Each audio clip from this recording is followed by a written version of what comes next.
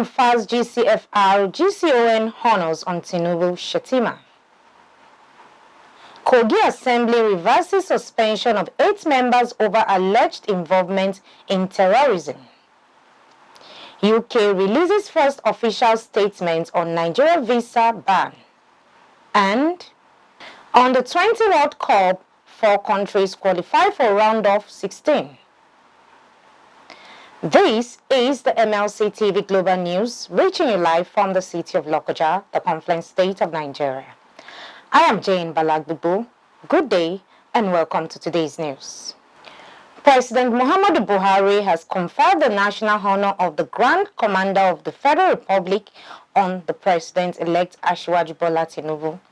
President Buhari also conferred the Vice President-elect Senator Kashim Shettima with the Grand Commander of Order of the Niger GCON honor. The investiture of the 2 highest national honors on the incoming leaders was done on Thursday at the State House Conference Center in Abuja as part of the presidential inauguration program of events. After the investiture of national honors, the official handover of transition documents to Tinubu and Shettima also followed. Furthermore, Monday, May 29th, Tinubu will be sworn in as the next president of Nigeria, succeeding President Muhammadu Buhari. With barely 4 days to the end of his regime, the President Muhammadu Buhari on Wednesday in Abuja presided over a valedictory meeting of the Federal Executive Council, thanking ministers for their loyalty since 2015. He also gave a short thank you address to all members of the State House staff at the forecourt of the Presidential Villa, Abuja.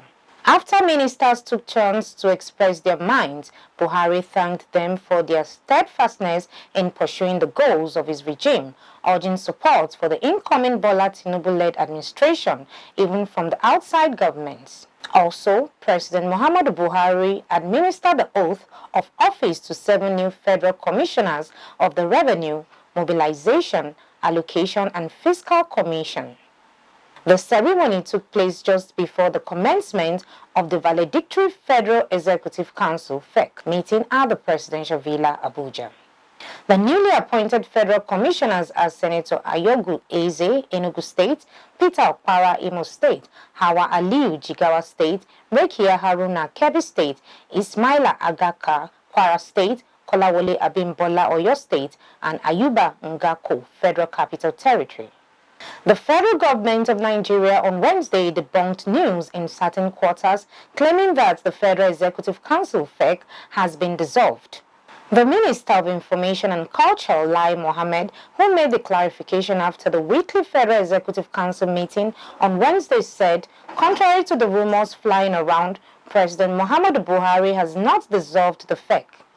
However, Mohammed, while addressing State House correspondents after the FEC meeting in Abuja, stated that President Buhari directed all ministers to return to their offices and continue with their duties. The Minister of State for Labour and Employment, Festus Keyamo, has called on the federal government to consider appointing different ministers to handle individual portfolios, saying the post of Minister of State was a constitutional aberration. Keyamo's recommendation was contained in a valedictory speech he gave at the council chambers of the Presidential Villa on Wednesday. His suggestion was coming at a period elder statesmen and political analysts have called on the federal government to cut down on governance in line with Stephen Oronshaye's white paper recommendation on public sector reforms. The Oronshaye Committee submitted an 800-page report on April 16, 2012, which recommended the abolition and merger of 102 government agencies and parastatals, while some were listed to be self-funding. The report added that 263 of the statutory agencies should be reduced to 161, 38 agencies should be abolished, while 52 agencies should be merged. It further recommended that 14 agencies should revert to departments in ministries. But Keyamo put up an argument that the Minister of State portfolio is practically not working for many of those appointed for the posts. He noted that many appointed in such positions by successive governments have consistently refused to speak out for fear of sounding ungrateful to the president who appointed them. The Kogi State House of Assembly has absorbed 8 of its members from allegations related to terrorism and reinstated them into the legislative body. The suspension of Olushola Kilani Ijumu, Bello Hassan Ajaukuta, Mohammed Lawi Ahmed Okinewan, Moses Akonde Ugori Magongo, Aderonke Aro Yagba West, Dani Arayi Basa, Atule Igbunu Ibeji, Atachaji Musa Ida, and Mukhtar Baje Okei was announced by the State Assembly on March 24, 2023. Also, 2 suspended local government council chairmen, Moses Olorun Leke of Kababunu and William Ikojo of Ibaji, were cleared of the allegations. The decision to suspend these lawmakers and chairmen was prompted by a letter from Kogi State Governor Yahaya Bello, which pointed to security reports alleging their involvement in acts of terrorism. The House, in a voice vote conducted by the Speaker of the House, Matthew Kolawole, unanimously cleared the 8 lawmakers and 2 council chairmen of the suspected crimes. This was after the Speaker, Matthew Kolawole, had read a letter from Governor Yahaya Bello requesting for their clearance against the backdrop of a report from the Department of State Security Service. The immediate past governor of Ogun State, Senator Ibikunle Amosun, has described as lies the allegation leveled against him by his successor, Dapo Abiodun, over the relocation of the $19 billion Dangote Refinery from Ogun to Lagos State. Amosun on Wednesday spoke through his media aide Bola Adeyemi while reacting to the statement issued by Abiodun on Tuesday, alleging that the then-Governor Amosun perhaps having a personal axe to grind with the promoter of the refinery project, Aliko Dangote, frustrated all the efforts to have the refinery in Ogun State.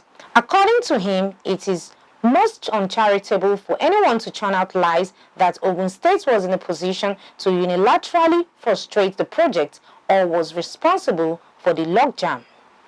Amosun explained that the Olokola Free Trade Zone was not solely owned by Ogun State, but a joint venture from its conception in 2007. He explained that the federal government of Nigeria owned the majority 51%, Ondo State government 14.5%, Ogun State government 14.5%, and strategic core investors 20%. Amosun said he would never have knowingly let any opportunity slip past Ogun State and its people, adding that he did this in his best to the satisfaction and conviction of his conscience. We go on a short break. We'll be right back.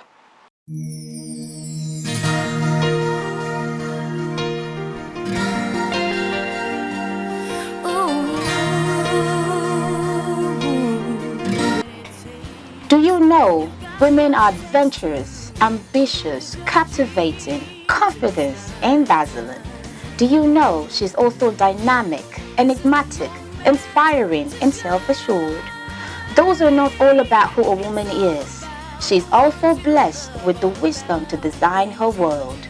She is optimistic when she puts her mind to do anything, malleable and astute.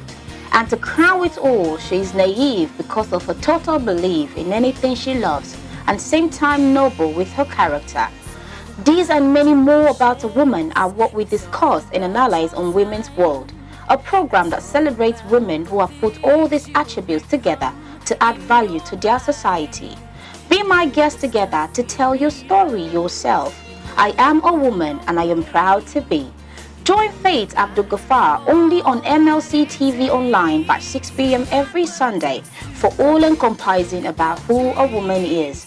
For your contribution, comments, even to appear on the show, advert placement and sponsorship, please call any of the numbers displayed on the screen.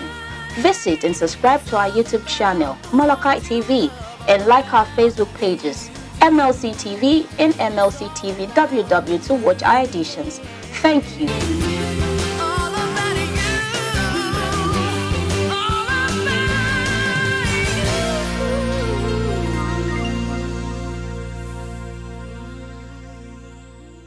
Welcome back. And on politics, the race for speakership of the House of Representatives is getting messier by the day, as the Deputy Speaker, Ahmed Wase, has stopped attending leadership meetings of the lower legislative chamber. The parties held at the behest of Speaker Femi Gbajabiamilia traditionally precede plenary sessions of the Green Chamber. It was observed that Wase, who is opposed to adoption of Dr. Tajuddin Abbas by the ruling All Progressives Congress APC for speakership of the 10th House, has since last week stopped joining the Gbajabiamilia-led procession into the hallowed chamber. The outgoing speaker, who is touted to the chief of staff to incoming President Bola Tinubu, is an integral member of the group of legislators from the APC, NNPP, LP, ADC and APGA backing Abbas for the plum job. The development is coming against the backdrop of attempts by opposing lawmakers to amend the House rules to revert to secret ballot system. The chamber had, in controversial circumstances on July 24, 2019, amended its standing orders for election of presiding officers to be conducted in an open ballot system. The People's Democratic Party (PDP) has debunked media reports making the rounds that over 100 party members from Igala-Mela Odolu local government area have defected to the ruling All Progressives Congress (APC). The PDP chairman in Igala-Mela Odolu local government, Atai Ndanusa Salifu, disclosed this in a statement made available to journalists on Wednesday morning. Salifu said the purported members received by Kogi State Governor Alhaji Yahaya Bello at the government house was stage managed, adding that no member of the party from his local government moved to the APC. He urged the general public to disregard such a report, stressing that it is the handwork of mischief makers who are scared of the popularity of PDP ahead of the November governorship election in Kogi State. And on foreign, the United Kingdom has re-emphasized to restrict foreign students from bringing family members with them from 2024. In a statement on Tuesday, the Home Office said the development was necessary to stop people from using the student's visa as a backdoor route to work in the UK. According to the Home Office, last year almost 500,000 student visas were issued, while the number of dependents of overseas students has increased by 750% since 2019 to 136,000 people. They also added that the new reforms will come into effect for students starting in January next year. The government will, however, work with the higher education sector to explore alternative options to ensure the brightest and best students can continue to bring dependents when they study at the UK's world-leading universities. The UK said overseas students will be stopped from switching from the student visa route to a work visa until their studies have been completed. Persistent inflation has pushed Germany into recession in the first 3 months of the year, an upgrade to growth data shows. According to analysts, Europe's largest economy was also badly affected when Russian gas supplies dried up after the invasion of Ukraine. The economy contracted by 0.3% between January and March. That followed a 0.5% contraction in the last 3 months of last year. A country is deemed to be in recession when its economy shrinks for 2 consecutive 3-month periods or quarters. Also, Andres Schrell, an analyst at Deutsche Bank, said that under the weight of immense inflation, the German consumer has fallen to his knees, dragging the entire economy down with him. Germany's inflation rate stood at 7.2% in April, above the euro area's average but below the UK's 8.7%. Higher prices have weighed on household spending on things such as food, clothing and furniture. Industrial orders are also weaker, reflecting the impact of higher energy prices on businesses. Let's join Jonah Malik for the sport updates.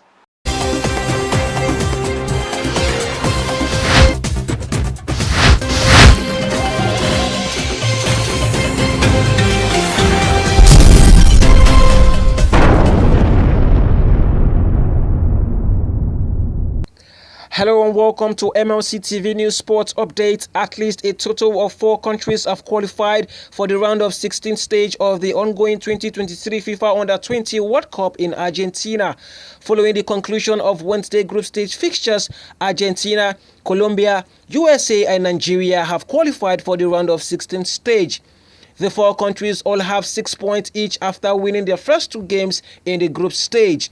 Recall that Senegal drew 1-1 with Israel on Wednesday. Nigeria defeated Italy 2-0. Colombia won 2-1 against Japan, and Brazil defeated the Dominican Republic 6-0. Meanwhile, Uruguay will face England on Thursday night in the group stage, while France will clash with Gambia. Iraq will tackle Tunisia, and South Korea will face Honduras. The final group stage fixtures will take place on Friday, Saturday and Sunday. The round of 16 stages will commence next week. And that's all on Sports Update. I am Jonah Malik reporting. Back to Akasta for more stories.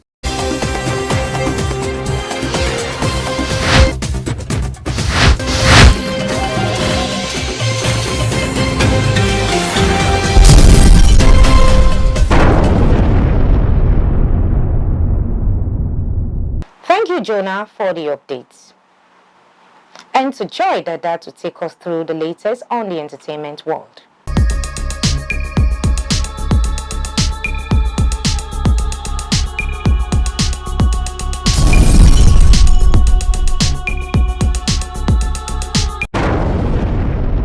Welcome to our entertainment world. I am Joy Dada. In Africa, a Kogi-born comedian, skit maker and actress Abidemi Esther, popularly called Little Bidex, says she's working on a short film, War Within.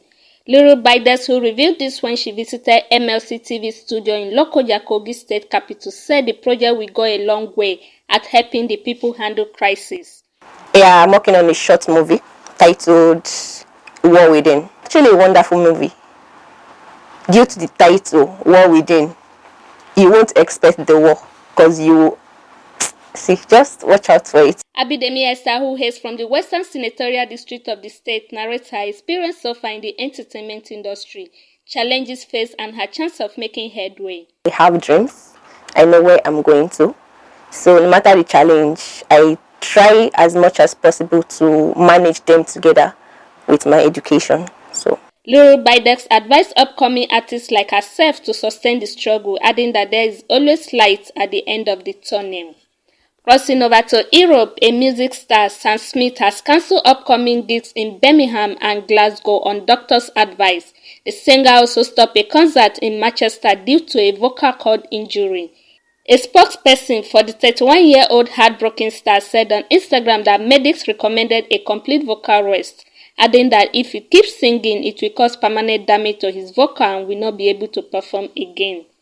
Thanks for joining me. I am Joy Dada reporting for MLC TV.